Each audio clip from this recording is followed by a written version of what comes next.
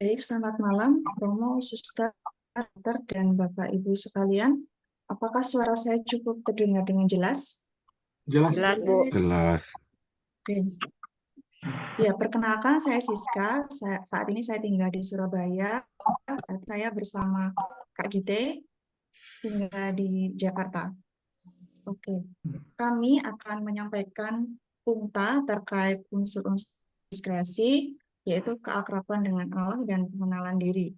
Karena kalau dalam proses memilih, dan kemudian mengambil keputusan, dua unsur ini juga menjadi syarat penting agar kita dapat mengambil keputusan dengan tepat. Diskresi, manusia itu kita sering dihadapkan pada pilihan, baik itu pilihan yang ringan, sekedar memilih makanan, memilih pakaian, atau juga dihadapkan pada pilihan yang penting dan juga itu bisa mempengaruhi ke semua banyak orang atau banyak pihak, termasuk keluarga misalnya, dan juga mungkin ada konsekuensi-konsekuensi yang dihadapi atas pilihan tersebut. Misalnya saja memilih pekerjaan. Mau bekerja dekat rumah dengan gaji yang kecil, tetapi di sana tinggal bersama keluarga, atau memilih bekerja jauh dari rumah, gajinya besar, tetapi di sana terpisah dengan keluarga. Padahal kalau dilihat kebutuhan ekonomi juga menjadi kebutuhan di keluarga. Nah, lalu dari sini bagaimana sih caranya agar dapat menentukan pilihan dengan tepat? Dalam audiensinya, Paus Fransiskus menyampaikan bahwa doa itu diperlukan dalam proses diskresi.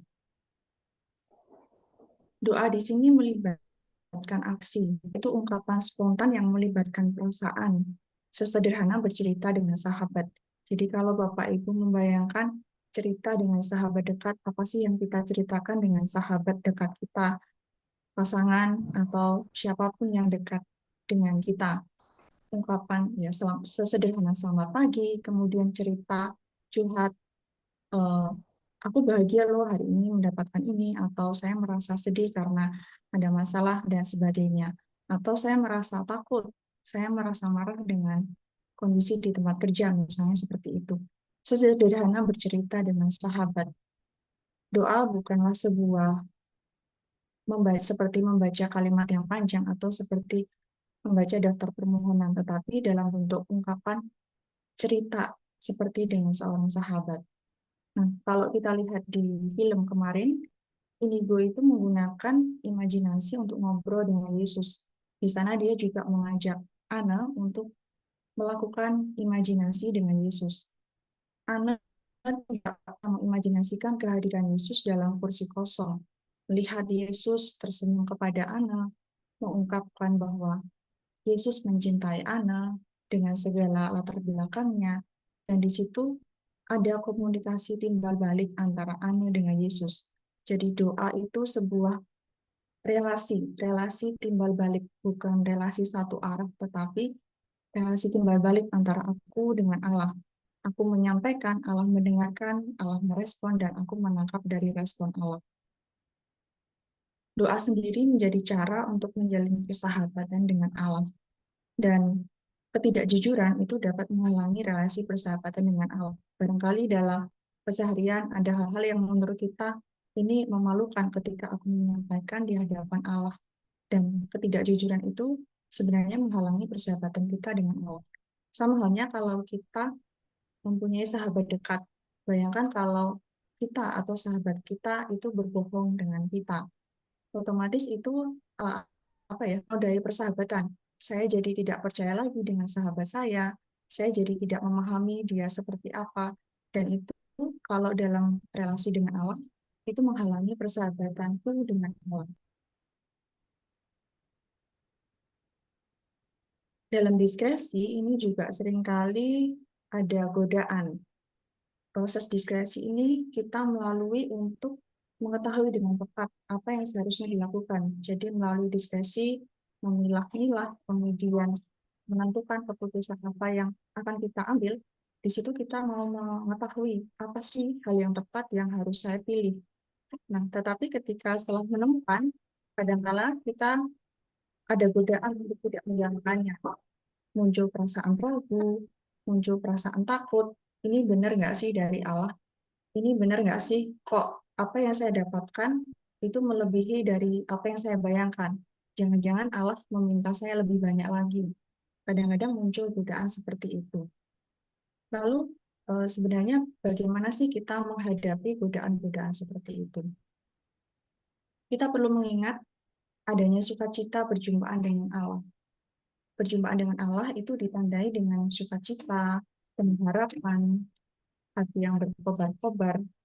Kalau dalam hal ini, saya teringat dengan kisah Yesus menampakkan diri kepada dua murid yang akan pergi ke Emmaus. Dua murid itu menyampaikan bahwa bukankah hati kita berkobar-kobar ketika kita mendengarkan Yesus berbicara. Dan itu juga yang kita alami ketika kita berjumpa dengan Allah. Sebaliknya, ketika kita menjauh dari Allah, itu muncul perasaan sedih, takut, kecewa, seperti kisah dalam kitab suci, ada seorang pemuda kaya, dia memilih untuk tetap dengan kekayaannya dan tidak mengikuti Yesus. Tetapi akibat dari pilihannya, ia menjadi sedih dan kecewa karena tidak dapat mengikuti Yesus. Pengalaman ini yang mungkin bisa kita ingat ketika kita mulai mengalami keraguan terhadap apa yang sudah kita pilih, apa yang sudah kita kenali sebagai kehendak Allah. Nah, pengalaman perjumpaan dengan Allah, kemudian menjauh dari Allah ini, dalam latihan rohani ini terdapat dalam pedoman pembedaan roh di minggu pertama. Kemudian, kaitan antara doa dan diskresi itu seperti apa? Kalau doa itu diungkapkan dalam bentuk keakraban dengan Allah. Nah, keakraban dengan Allah ini dapat mengatasi keraguan dan ketakutan. Bayangkan saja ketika kita cukup mengenali akrab dengan sahabat kita atau pasangan kita akan menjadi yakin dan percaya. Semakin kita mengenali, semakin kita dekat, kita semakin percaya dan yakin. Dan sebaliknya, semakin kita tidak mengenali, maka keraguan dan ketakutan itu akan lebih sering muncul. Kalaupun dalam perjalanan perasaan ragu dan takut itu muncul, maka kita bisa sampaikan secara jujur kepada Allah, seperti kepada sahabat kita.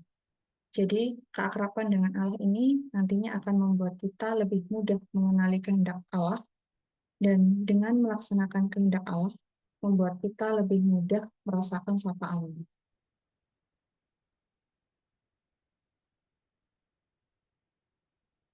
Pokok yang ditawarkan terkait keakraban dengan Allah, siap untuk menjalin relasi yang akrab dengan Allah, seperti relasi dengan sahabat. Bagaimana pengalamanku menjalin relasi dengan Allah? Apakah aku mau membuka diri untuk menjalin relasi yang akrab dengan Allah? Yang kedua, kejujuran merupakan kunci persahabatan. Adakah hal yang kusembunyikan dari Allah sehingga menghalangi relasi persahabatanku dengan Allah?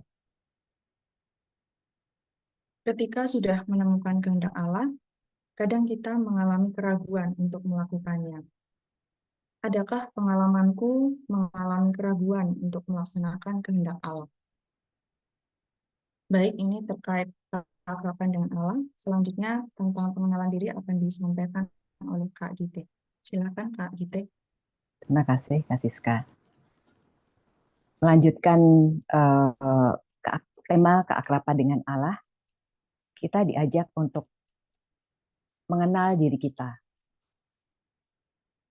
Seperti yang disampaikan Paus Fransiskus dalam audiensi di bulan Oktober 2022, Paus Fransiskus menyatakan bahwa hambatan terbesar dalam manusia melakukan diskresi itu sebenarnya bukan karena kita manusia harus mengenali Tuhan yang tidak berwujud. Bukan karena itu. Tapi lebih karena kita manusia ternyata tidak cukup untuk mengenali diri kita sendiri dengan baik. Karena kita manusia lebih suka atau mungkin tergoda untuk bersembunyi di balik topeng-topeng kita. Bahkan tidak hanya di depan orang lain, di depan diri kita sendiri pun seringkali kita merasa kita manusia menyembunyikan diri di balik topeng kita.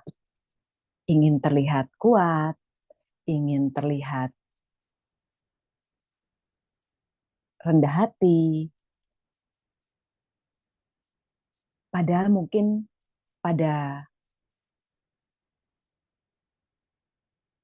sisi kita yang terdalam bukan seperti itu.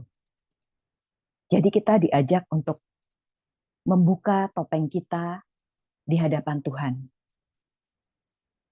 Paus Fransiskus tahu bahwa ini bukan hal yang mudah, karena proses ini nantinya akan menuntut kemampuan manusiawi kita, yaitu memori. Kita diajak untuk melihat pengalaman-pengalaman hidup kita kembali, melihat kehadiran Allah dalam pengalaman hidup kita, intelektualitas, kita diajak untuk menjaga jarak dari pengalaman-pengalaman kita, dan kemudian membuat analisa apa sih yang kita rasakan, mengapa kita merasakan hal itu. Misalnya ketika ada suatu peristiwa membuat kita marah, mengapa kita marah? Kita diajak untuk melakukan analisa-analisa tersebut. Dan juga afeksi, ini terkait dengan gerakan batin emosional kita. Menurut Paus, di sisi yang lain, proses untuk mengenal diri ini sebetulnya tidak sulit, namun melelahkan dan membutuhkan energi yang cukup besar, terutama sekali karena butuh kesabaran kita untuk menghadapi diri kita sendiri. Paus mengajak kita untuk menonaktifkan sistem autopilot dalam diri kita. Ini perlu kita lakukan, dan sehingga kita mulai untuk memperhatikan setiap tindakan. Ini terkait yang tadi saya sampaikan, misalnya ketika ada seorang mengatakan, ketika teman kita mengadakan A, kemudian kita marah misalnya, kita harus menghentikan sistem autopilot itu dan mulai bertanya mengapa kita melakukan tindakan marah tersebut. Kita juga diajak untuk membedakan antara emosi dan kemampuan spiritual. Emosi ini mungkin terkait dengan apakah kita menginginkan sesuatu atau sebetulnya kita membutuhkan sesuatu. Itu kemampuan spiritual kita. Apakah kita benar-benar apa sebetulnya yang kita inginkan, itu harus kita kenali. Kemudian hal yang menjadi masalah juga, masalah dalam pengenalan diri kita adalah masa lalu yang traumatis. Itu seringkali membuat kita manusia menjadi tidak lagi bebas untuk memperjuangkan apa yang sesungguhnya penting dalam hidup kita. Itu menjadi tantangan buat kita untuk mengenali kembali apa sih sebetulnya yang penting dalam hidup kita. Misalnya, mungkin kita sebagai anak dulu mengalami masa kesulitan finansial, kemudian ketika kita dewasa, kita mendapatkan kesempatan untuk memperbaiki kondisi finansial kita, tapi kemudian kita merasa tidak pernah ada kata cukup. Jadi kita terus-menerus fokus pada mencari kemapanan dalam finansial kita. Dan sehingga kita lupa akan kebutuhan-kebutuhan kita yang lain. Kebutuhan untuk menjadi diri kita yang sesungguhnya di hadapan Allah, mungkin itu satu hal yang perlu kita sadari juga. Mungkin kita sebetulnya membutuhkan itu sebagai hal yang penting dalam hidup kita. Kemudian dalam diskresi, itu juga seperti email membutuhkan password. Dalam diskresi ini sebetulnya ini ibaratnya adalah data informasi mengenai kondisi personal kita. Nah, ini yang eh, memerlukan ada password tertentu yang ketika ini disentuh kemudian menjadi terbuka. Tapi kita perlu ingat bahwa di sisi yang lain setan juga mengetahui password kita tersebut. Jadi kita perlu tahu perasaan kita, perbedaan-perbedaan perasaan yang kita alami, roh-roh mana yang membawa kita menuju kepada Tuhan, dan roh-roh mana yang merupakan desolasi. Di sini eksamen berperan penting untuk dapat mengenal diri kita dengan jujur. Boleh slide selanjutnya, Kak Siska. Terima kasih.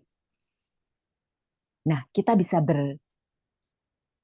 belajar dari Ignatius Loyola, dari bagaimana proses yang dilakukan Ignatius Loyola untuk mengenal dirinya sendiri.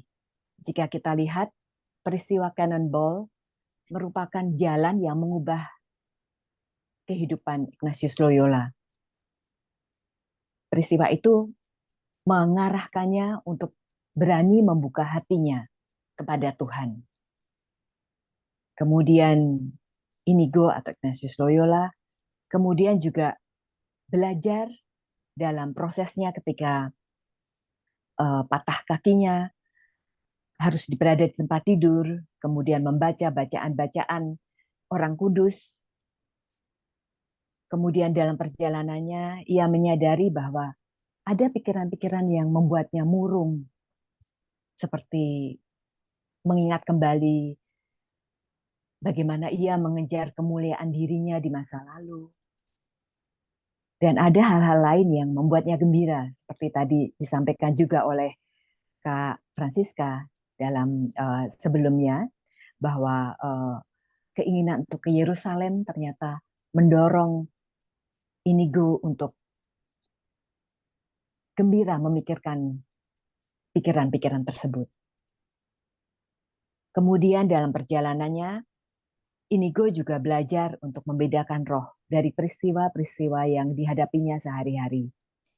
Seperti ketika bertemu orang Moor, sehingga dia melakukan apa yang disebut dengan diskresi keledai. Dan kemudian juga peristiwa-peristiwa selama ia berada di Manresa, ketika ia memutuskan untuk melakukan mati raga yang sungguh sangat berat, hingga kemudian fisiknya sangat terpengaruh, dan kemudian akhirnya dia menyadari bahwa bukan itu yang menjadi kehendak Tuhan. Itu adalah proses belajar Ignatius Loyola, yang juga kita juga bisa mempelajarinya. Ignatius Loyola juga melakukan refleksi dari pengalaman-pengalaman rohani yang dialaminya, atau yang disebut anotasi kedua atau latihan rohani. Kita juga bisa belajar dari Ignatius dari gerakan-gerakan roh yang berlawanan dalam hati kita. Ini merupakan langkah pertama pembedaan roh. Kemudian juga kita juga diajak mengikuti Ignatius Loyola untuk memberikan ruang bagi Injil untuk menerangi kehidupan kita, agar kesadaran kita mengarah pada reaksi afektif. Kemudian juga melaksanakan latihan-latihan rohani. Di sini kita diajak untuk bermurah hati sebagai disposisi dasar dalam latihan rohani. Boleh selanjutnya, Kak Siska? Terima kasih. Mengapa pengenalan diri yang baik ini diperlukan? Pengenalan diri yang baik ini memang sangat penting karena dengan mengenal diri yang baik, kita manusia tumbuh dalam kebebasan. Dalam kebebasan diri, kita dapat menentukan pilihan mana yang paling tepat dalam kehidupan kita. Dengan menentukan pilihan yang tepat tersebut, kita manusia dimungkinkan untuk semakin memuliakan Allah. dan itu merupakan nilai dasar hidup Kristiani. Pokok renungan yang ditawarkan dalam pungta ini adalah topeng apakah yang sedang kukenakan saat berada di hadapan Tuhan. Kemudian berikutnya adalah peristiwa masa lalu. Apakah yang menjadi kacamata buram kita dalam melihat dunia? Dan kemudian yang ketiga adalah apakah aku rela membuka diri untuk mengenal siapakah diriku yang sebenarnya. Demikian dari kami. Selamat melanjutkan persiaran bersama Inigo. Terima kasih. Baik, terima kasih sekali kepada Ibu Gita dan Ibu Siska untuk penyampaian pungta keduanya. Rekan-rekan peziarah, kita sudah mendapatkan bekal perjalanan persiaran kita untuk 2 hari ke depan. Kita diajak untuk belajar lebih dalam lagi dalam proses berdiskresi atau dalam proses pengambilan keputusan. Dan seperti yang tadi disampaikan bahwa pemilihan keputusan yang tepat itu bisa membawa kita lebih memuliakan Tuhan lagi seperti itu. Nah, rekan-rekan peziarah, sebelum kita menutup acara, izinkan saya menyampaikan beberapa pengumuman. Yang pertama, paparan pertemuan 1 dan 2, pembukaan cerita dan nonton bareng film Ignacio de Loyola yang lalu, itu sudah tayang di YouTube. Linknya bisa dicari di WA Group atau ada di kolom di bawahnya, di bawah ini ya. Kemudian yang kedua, bagi peserta yang ingin membagikan buah-buah doa atau refleksinya, silakan kirim tulisannya di WA Group atau upload di media sosial masing-masing dengan menyertakan hashtag latihan rohani pemula, atau kalau mau membuat hashtag CCI 2023 juga nggak apa-apa ya, dipersilakan. Kemudian bagi peserta yang ingin membeli DVD film Ignatius, dapat mengontak Bapak Hartono. Untuk link dan kontaknya bisa dilihat di chat atau nanti bisa dilihat di WA Group. Dan kemudian yang keempat, kita akan bertemu kembali dalam hari Jumat tanggal 26 Mei 2023 pukul 19.30 dan sampai dengan 21 itu untuk pemaparan pungta yang ketiga. Untuk link YouTube-nya, untuk link Zoom itu masih sama ya dengan yang hari ini. Nah, demikian pengumuman yang telah disampaikan. Kemudian sebelum menutup acara, bolehkah kita berfoto bersama terlebih dahulu? Silakan membuka. Kemudian nanti akan dilanjutkan, akan ditutup dengan materi. Baik, Romo, Frater, Suster, Bapak, Ibu, dan teman-teman sekalian. Mari kita siapkan hati, kita hening sejenak, kita bersatu dalam doa.